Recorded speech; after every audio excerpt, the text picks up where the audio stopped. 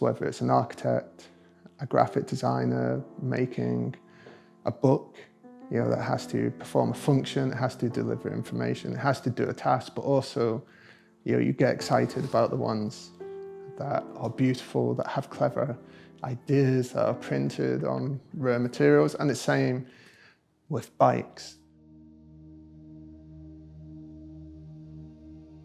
I'm Rob Quirk. I'm the owner and founder of Quirk Cycles. I'm a frame builder based in London, making custom steel and titanium bikes. When Quirk Cycles started, this was literally at the same time that gravel was becoming a thing. It was such a new segment. The nearest thing you could get to a gravel bike was a cyclocross bike. At this time, people who were getting interested in this segment came to frame builders. So frame builders led a lot of gravel bike design in the early days of things like forks, getting bigger tire clearances, getting disc brakes, getting through axles. All these standards were sort of led from a grassroots scene. People were actually sat there saying, what do I actually want to do on my bike? And that was riding gravel, carrying lots of equipment, sleeping outdoors. All these things just weren't catered for.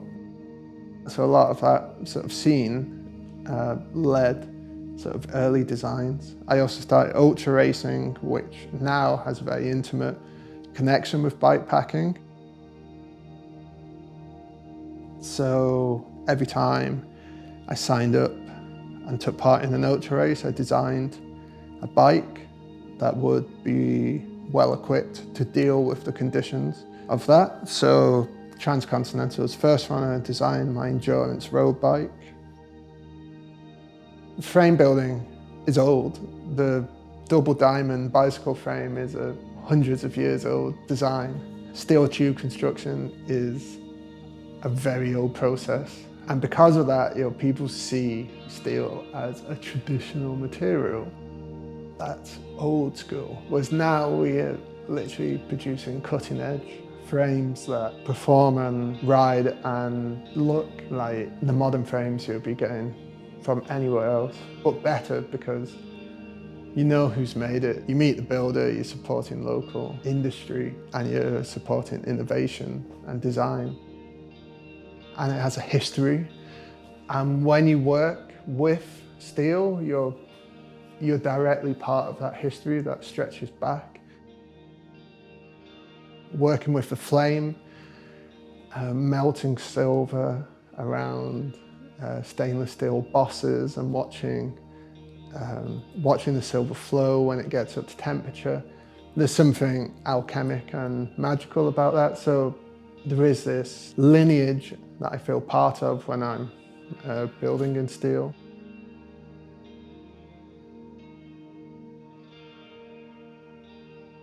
I love TIG welding. I love melting the metal, laying a nice bead. When you do a really nice weld, there's nothing more satisfying. The ride quality of steel is just something that I think you don't get with other materials. So originally I wanted to build in carbon, but actually ended up learning to build in steel. And after I rode a modern steel bike, it really made me turn my back on carbon because of how much of a joy it was to ride.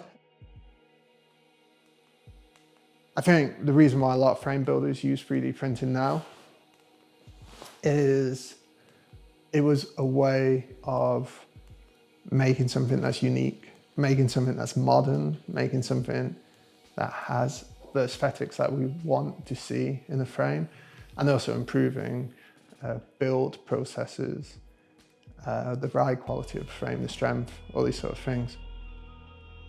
3D printing, it's literally a laser fusing the steel powder or the titanium powder together. And depending on how you orientate that part and what direction it's printed in, you can affect its strength, its tolerance. So you have to be experienced in this and understand it. You can't just draw a part in CAD and then print it. So these dropouts are my dropouts. You only get them on Quirk Cycle frames. When you look at my bike, you will see that's my bike, and the silhouette of that bike is built using my parts, and it's unique to what I'm doing here at Quirk Cycles. And of course, they look really cool.